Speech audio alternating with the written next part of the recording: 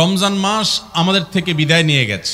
রমজান মাস বিদায়ের সাথে সাথে আমাদের সমাজের বহু মানুষ আছে যাদের ইবাদত বন্দেগীও বিদায় হয়ে গেছে। আমরা অনেকে রমজান মাস শেষ হওয়ার পর মাথার টুপিটা খুলে ভাঁজ করে এমন ভাবে রেখে দিয়েছি যেন আবার আগামী বছর রমজান আসলে সেই টুপি খুলে আমরা মাথায়। আমাদের কি শুধু ইবাদত বন্দেগী রমজানেই করা দরকার, না রমজানের পরেও করতে হবে?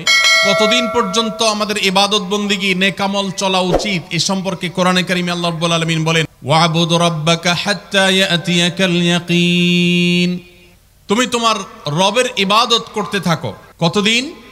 ঈদুল ফিতরের চাঁদ দেখার আগ পর্যন্ত, ঈদুল ফিতরের চাঁদ ওঠার আগ পর্যন্ত ইবাদত করো। এরকম কিছু আল্লাহ বলেছেন, ওয়াবুদ রাব্বাকা হাত্তা ইয়াতিয়াকাল ইয়াকিন।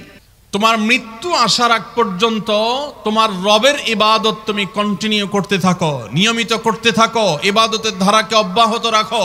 ইবাদত থামাবে না মৃত্যু আসার আগ পর্যন্ত। ইবাদত কতদিন চলবে?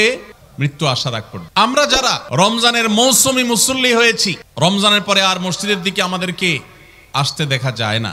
আমরা যারা রমজানের দান সাদেকা করেছি, রমজানের পরে আর আমাদের দান সাদেকা করতে দেখা যায় না। আমরা যারা রমজানে কোরআন তেলাওয়াত করেছি, তারাবির নামাজে কোরআন শ্রবণ করেছি, শুনেছি, রমজান চলে যাওয়ার পরে কোরআন আর ছুঁয়ে দেখা, স্পর্শ করার তৌফিক সুযোগ আমাদের যাদের হয় না, প্রিয় ভাইরা আমার, আমাদের জন্য অত্যন্ত ভয়াবহ একটা বার্তা আছে।